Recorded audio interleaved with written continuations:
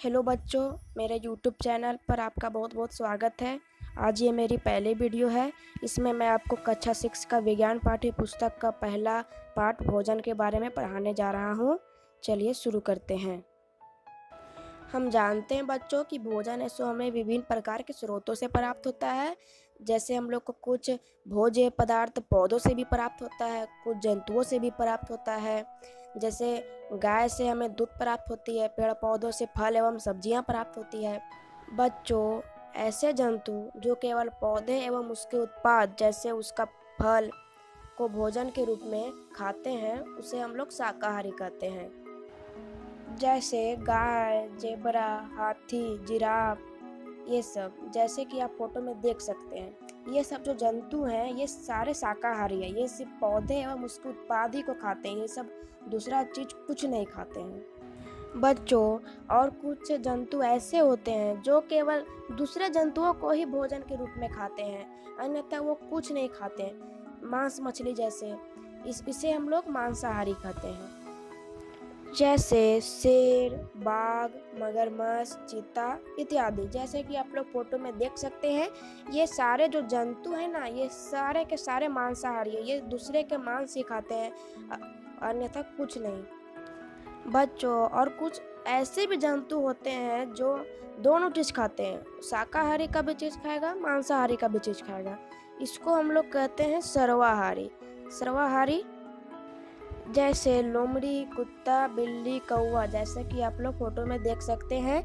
ये सारे हैं जो सर्वाहारी है। ये दोनों चीज खाएंगे, ये मांस मछली भी खाएंगे और पेड़ पौधा के उत्पाद भी खाएंगे। ये दोनों चीज में आते हैं, तो इनको हम लोग सर्वाहारी कहते हैं। बच्चों, क्या आपने एक चीज है जो गौर किया, जो मनुष्य है वो भी एक तरह से क्या है, सर्वाहारी। क्योंकि ये भी दोनों चीज खाते हैं, तो मनुष्य भी एक तरह से सर्वाहारी ही होगा। जो क्या आप लोग को उम्मीद है कि इतना समझ में आ गया होगा। जो है सो पेड़ पौधा या उसका उत्पाद को खाते हैं उसे शाकाहारी, जो मांस मछली खाते हैं उसे मांसाहारी, लेकिन और जो दोनों खाते हैं उसको सर्वाहारी। यह चीज़ आप लोग को समझना होगा और इसको आप लोग याद कर लीजिएगा। याद तो मेरे से उम्मीद है कि आप लोग को तो याद हो ही गया होगा, क्योंकि बहुत ईजी है। बच्चों, यहाँ पर हमारे खिलाफ एक सवाल आता है, यह भोजन हमारे लिए क्यों आवश्यक है? क्या आपने कभी ये सोचा है कि यह भोजन अगर हम लोग नहीं करेंगे तो हम लोग को क्या होगा? ये हम लोग को आवश्यक क्यों है भोजन करना? हम लोग भोजन नहीं करेंगे तो क्या होगा? चलिए मैं आप लोग को बताता हूँ। बच्चों, अगर हम लोग भोजन नहीं करेंगे ना तो हमारे शरीर को ऊर्जा की कमी हो जाएगी। हमारे शरीर में ऊर्जा यानी शक्ति की कमी हो जाएगी। हम लोग कोई काम भी नहीं कर पाएंगे और ज़्यादा से ज़्यादा 2 या 3 दिन हम लोग भूखा रख सकते हैं। उसके बाद हम लोग जिंदा भी नहीं रह पाएंगे। इसीलिए भोजन हमारे लिए आवश्यक है। बच्चों, हम लोग तो जानते ही हैं कि हम लोग कई तरह के भोजन करते हैं, हम लोग एक तरह के भोजन नहीं करते हैं। ये सारे जो भोजन होते हैं इसमें कुछ ना कुछ आवश्यक घटक होते हैं जिन्हें हम पोषक कहते हैं। ये पोषक हमारे लिए ज़रूरी है। हम लोग पोषक नहीं खाएंगे तो हम लोग को शरीर स्वस्थ नहीं रहेगा। तो चलिए हम लोग पोषक तत्वों के बारे में पढ़ते हैं। जो हम लोग तो जानते हैं हम लोग कई तरह के भोजन करते हैं, इसीलिए हमारे भोजन में विभिन्न प्रकार का पोषक तत्व भी उपस्थित रहेगा।